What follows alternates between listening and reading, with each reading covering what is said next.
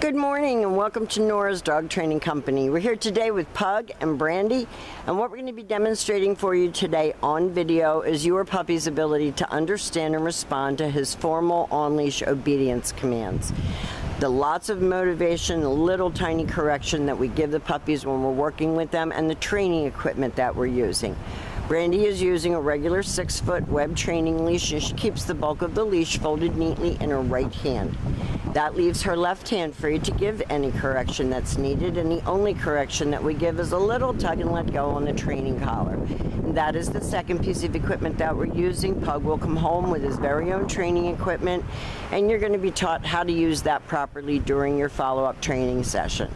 Now, if you notice, Pug is sitting very nicely next to Brandy. He's not fidgeting around or moving. He's waiting for a command. And the first command that we're going to demonstrate for you is heeling.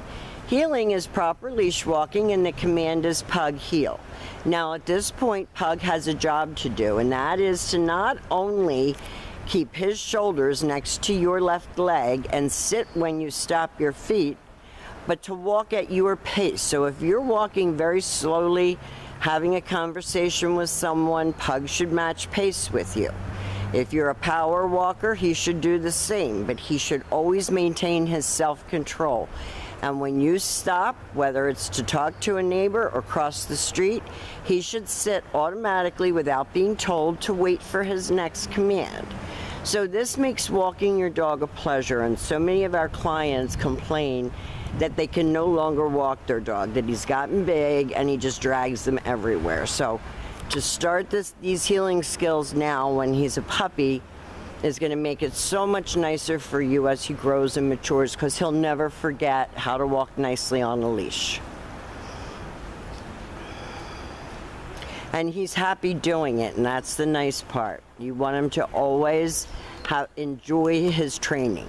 Now, the next command that Brandy's going to demonstrate is the sit-stay. The stay is a hand and a voice command, and because it is a stationary exercise, it is a one-word command. You can practice this indoors as well as outdoors, and you're going to start out at about a minute, and you're going to work up to 3. And Brandy called him out of that sit-stay. She's going to heel him out of that and demonstrate for us again. Sorry, I'm getting tongue-tied.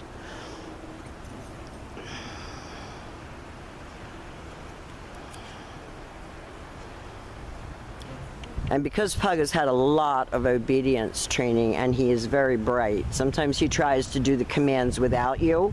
So make sure that you're enforcing the command that you're giving him and that he's not just running through the commands without you. This time Brandy returns back to him, and he should remain seated until she gets back to his shoulders. And then he expects to get another command, and we will demonstrate that come on command again for you.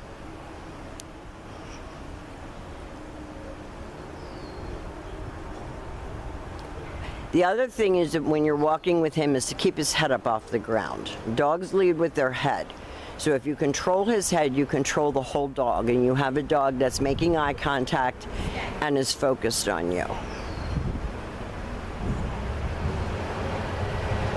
Brandy's going to use his name. She's going to lighten her tone of voice, and she's going to call him.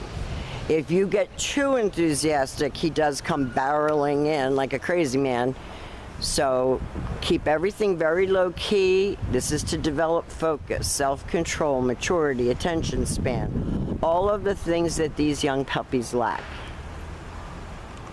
And the more you practice with him, this is good one-on-one positive time that you're spending with the dog and giving him a sense of accomplishment. So all those things are very important.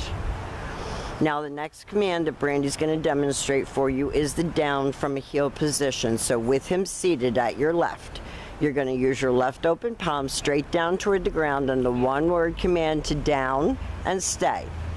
Your long down stay, practice right in your living room. And you're going to work up to a 5-minute long down stay, and in 5 minutes he'll be asleep. When Brandy returns back to him again, she walks all the way around him, getting back to his shoulders. Always remember to stop at the shoulders and give another command. And they go back to heeling.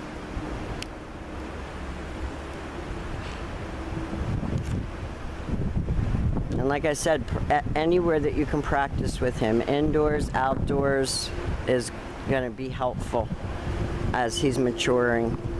It's only going to get better. So have him seated first, left open palm straight down toward the ground, down and stay. Now he's not supposed to be sniffing and licking the ground and eating twigs and leaves, and that's what Brandy's correcting him for. And this time she will call him out of that down stay. Nice and easy. He came right in and sat, and then he goes back to heel and back sitting. Very good. Now the very last command that we're going to demonstrate for you is probably the harder of the down commands, and that is the down from a distance.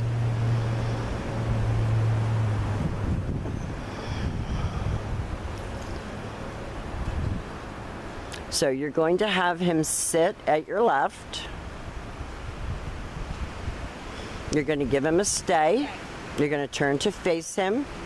This is the only time that you're going to use your right hand to give the command. If he didn't go down the first time, you notice that Brandy took a step in and told him to down again, and he did it. And he knows it. So they always test on that last command. We should do that one first. Now, we have enjoyed every minute that we have spent with Pug. He's a sweet, adorable, smart little guy. He's done a great job here at school. We want to thank you for choosing Nora's Dog Training Company. Rich will do a lesson with you tomorrow. And again, we have enjoyed this boy. So we will see you real soon.